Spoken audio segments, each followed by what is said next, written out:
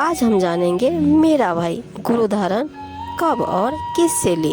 मीराबाई के बारे में सभी जानते हैं कि वो कृष्ण की पुजारन थी, पर उसने गुरु धारण किससे ली और कब ली, आइए विस्तार से जानते हैं। अगर वीडियो अच्छी लगी तो please like, comment, share and subscribe जरूर कर दीजिएगा। तो आइए जानते हैं।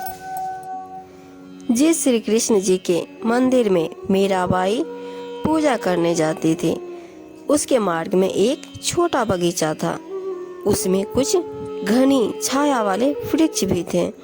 उस बगीचे में कबीर जी तथा संत रविदास जी सत्संग कर रहे थे। सुबह के लगभग 10 बजे का समय था। मीरा जी ने देखा कि यहाँ परमात्मा की चर्चा चल रही है। कुछ देर सुनकर चलते हैं। कबीर साहब जी ने सत्संग में संक्षिप्त सृष्टि रचना का ज्ञान सुनाया। कहा कि श्री कृष्ण जी यानी श्री विष्णु जी से ऊपर अन्य सर्वशक्तिमान परमात्मा है। जन्म मरण समाप्त नहीं हुआ तो भक्ति करना न करना समान है। जन्म मरण तो श्री कृष्ण जी का भी समाप्त नहीं है, उसके पुजारियों का कैसे होगा। परमेश्वर कबीर जी के मुख कमल से ये वचन सुनकर परमात्मा के लिए भटक रही आत्मा को नई रोशनी मिले। सत्संग के उपरांत मीराबाई जी ने परमेश्वर कबीर जी ने कहा कि आपके धार्मिक अज्ञानी गुरुओं का दोष है, जिन्हें स्वयं ज्ञान नहीं कि आपके सदग्रंथ का क्या ज्ञान बताते हैं। देवी पुराण के 3 स्कंद में श्री विष्णु जी स्वयं स्वीकारते हैं कि मैं विष्णु, ब्रह्मा तथा शंकर नासवान है। हमारा आविर्भाव तथा तिरोभाव होता रहता है। मीराबाई बोली कि हे महाराज जी, भगवान श्री कृष्ण मुझे साक्षात दर्शन देते हैं, मैं उनसे संवाद करती हूँ। कबीर जी ने कहा कि हे मीराबाई जी, आप एक काम करो, भगवान श्री कृष्ण जी से ही पूछ लेना कि आपसे ऊपर भी कोई मालिक है। वे देवता हैं, कभी झूठ नहीं बोलेंगे। मीराबाई को लगा कि वह पागल हो जाएगी यदि कृष्ण जी से भी ऊपर कोई परमात्मा है तो। रात्रि में मीरा जी ने भगवान श्री कृष्ण जी का आह्वान किया। त्रिलोकीनाथ प्रकट हुए। मीरा ने अपनी शंका समाधान के लिए निवेदन किया कि हे प्रभु, क्या आपसे ऊपर भी कोई परमात्मा है? एक संत ने सत्संग में बताया है। श्री कृष्ण जी ने कहा, मीरा, परमात्मा तो है, परंतु वह किसी को दर्शन नहीं देता। हमने बहुत समाधि व साधना करके देख ली है। मीराबाई जी ने सत्संग में परमात्मा कबीर जी से यह भी सुना था कि उस पूर्ण परमात्मा को मैं प्रत्यक्ष दिखाऊंगा, सत्य साधना करके उसके पास सतलोक में भेज दूंगा। मीराबाई ने श्री कृष्ण जी से फिर प्रश्न किया कि क्या आप जीव का जन्म मरण समाप्त कर सकते हो? श्री कृष्ण जी ने कहा, असंभव। कबीर जी ने कहा था कि मेरे पास ऐसा भक्ति मंत्र है जिससे जन्म मरण सदा के लिए समाप्त हो जाता है, वह परम धाम प्राप्त होता है। मीराबाई ने कहा कि हे भगवान श्री कृष्ण, संत जी कह रहे थे कि मैं जन्म मरण समाप्त कर देता हूँ, अब मैं क्या करूँ? मुझे तो पूर्ण मोक्ष की चाह है। श्री कृष्ण जी बोले कि मीरा, आप उस संत की शरण में ग्रहण करके अपना कल्याण कराओ। मुझे जितना ज्ञान था वह मैंने बता दिया। मीरा अगले दिन मंदिर नहीं गई, सीधे संत जी के पास अपनी नौकरानियों के साथ जाकर दीक्षा लेने की इच्छा व्यक्त की तथा श्री कृष्ण जी से हुई वार्ता भी संत कबीर जी से साझा की। उस समय छुआछूत चरम सीमा पर थी। ठाकुर लोग अपने को सर्वोत्तम मानते थे। परमात्मा मान बड़ाई वाले प्राणी को कभी नहीं मिलता। मीराबाई की परीक्षा के लिए कबीर जी ने संत रविदास जी से कहा कि आप मीरा राठौर को प्रथम मंत्र दे दो, मेरा आपको आदेश है। संत रविदास जी ने आज्ञा का पालन किया। संत कबीर परमात्मा जी ने मीरा से कहा कि हे बहन जी, वो बैठे संत जी उनके पास जाकर दीक्षा ले ले। बहन मीरा जी तुरंत रविदास जी के पास गई और बोली, संत जी, दीक्षा देकर कल्याण करो। संत रविदास जी ने बताया कि बहन जी, मैं चमार जाति से हूँ, आप ठाकुरों की बेटी हो। आपके समाज के लोग आपको भला बुरा कहेंगे, जाति से बाहर कर देंगे। आप विचार कर लें। मीराबाई अधिकारी आत्मा थी, परमात्मा के लिए मर मिटने के लिए सदा तत्पर रहती थी। बोली, संत जी, आप मेरे पिता, मैं आपकी बेटी, मुझे दीक्षा दो। भाड़ में पड़ो समाज, कल को कुतिया बनूंगी, तब यह ठाकुर समाज मेरा क्या बचाव करेगा। सत्संग में कबीर जी ने बताया है कि कबीर कुल करने के कारण हंसा गया बिगोय, तब कुल क्या कर लेगा जब चार पायों का होए। संत रविदास जी ने उठकर संत कबीर जी के पास गए और सब बात बताई। परमात्मा बोले कि देर ना कर, ले आत्मा को अपने पाले में। उसी समय संत रविदास जी ने बहन मीरा को प्रथम मंत्र केवल 5 नाम दिए। ये 5 नाम शरीर में बने कमलों को खोलने वाले हैं। मीराबाई को बताया कि यह इनकी पूजा नहीं है, इनकी साधना है। इनके लोक में रहने के लिए, खाने पीने के लिए जो भक्ति धन चाहिए है, वह इन मंत्रों से ही मिलता है। यहाँ का ऋण उतर जाता है, फिर मोक्ष के अधिकारी होते हैं। कबीर जी तथा संत रविदास जी वहाँ 1 महीना रुके। मीराबाई पहले तो दिन में घर से बाहर जाती थी, फिर रात्रि में भी सत्संग में जाने लगी, क्योंकि सत्संग दिन में कम तथा रात्रि में अधिक होता था। कोई दिन समय निकाल लेता, कोई रात्रि में। मीरा के देवर राणा जी मीरा को रात्रि में घर से बाहर जाता देखकर चल भुन गए, परंतु मीरा को रोकना तूफान को रोकने के समान था।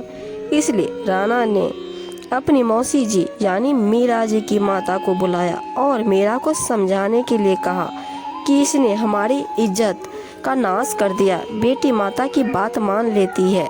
मीरा की माता ने मीरा को समझाया। मीरा ने उसका तुरंत उत्तर दिया। मीराबाई की माता ने कहा कि हे मीरा, तू सत्संग में जाना बंद कर दे।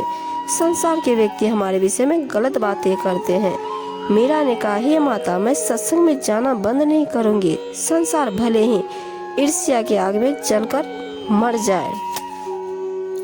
मीरा की माता ने बहुत समझाने की कोशिश की, डराया, धमकाया, फिर भी मीरा टस से मस नहीं हुई।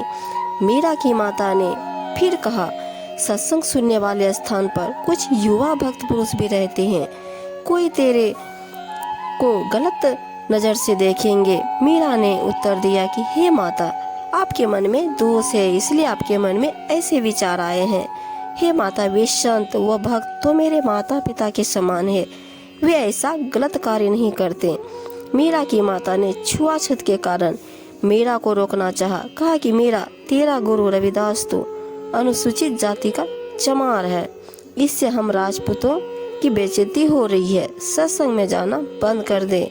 मीरा ने कहा कि हे माता, आपके विचार से मेरे गुरुजी अनुसूचित जाति के चमार है, मेरे लिए तो मेरे परमात्मा है, मैं उनकी बेटी, वे मेरे पिता हैं। सत्संग में जाना बंद नहीं होगा। कुछ वर्ष के बाद अपने देवर के अत्याचारों से परेशान होकर घर त्याग कर वृंदावन में चली गई। वहाँ कबीर जी एक साधु के वेश में गए। ज्ञान चर्चा हुई, तब मीरा को ज्ञान हुआ कि अभी आगे की पढ़ाई शेष है, यानी केवल प्रथम मंत्र का जाप संत रविदास जी ने दे रखा था। कबीर जी ने सतनाम की दीक्षा दी। मीरा जी को वही रूप दिखाया जिस रूप में संत रविदास जी के साथ सत्संग में मिले थे। मीरा जी का फिर मानव जन्म अब वर्तमान के भक्ति युग में होगा। तीनों नाम की दीक्षा मिलेगी। मोक्ष उसकी मर्यादा पर निर्भर करेगा। यदि आजीवन विश्वास के साथ मर्यादा में रहकर तीनों नामों का जाप करती रही तो मोक्ष निश्चिंत है। वृंदावन में भी मीरा की आस्था श्री कृष्ण में कुछ थी, इसलिए उसने वृंदावन में जाने का विचार किया था और वो वृंदावन चली गई। जब मीराबाई राणा के अत्याचारों से तंग आकर घर त्याग गई थी तो उस क्षेत्र में अकाल मृत्यु, महामारी, अकाल की मार शुरू हो गई थी। ज्योतिषियों ने बताया कि आपके नगर से संत रुष्ट होकर चला गया है, जिस कारण से यह उपद्रव हो रहा है। समाधान बताया कि यदि वह संत जीवित मिल जाए और वापिस बनाकर प्रसन्न करके लाया जाए तो वह आशीर्वाद देकर सब ठीक कर सकता है। राणा ने अपने सभापतियों से प्रश्न किया कि ऐसा कौन सा संत है जो रुष्ट होकर चला गया। राणा का चाचा भवन सिंह राणा का महामंत्री था तथा परमात्मा का भक्त था। मीराबाई के साथ भौम ने भी संत रविदास जी से नाम लिया था। भौम को एक नौकर राजा ने दे रखा था। उस नौकर ने भी उस समय संत रविदास जी से नाम लिया था। वे पहले मीरा के साथ बैठकर परमात्मा की चर्चा घंटों क्या करते थे। भवन मीरा को बेटी की तरह तथा साध्वी की तरह सम्मान देता था, परंतु अत्याचार भतीजे राजा से डरता था।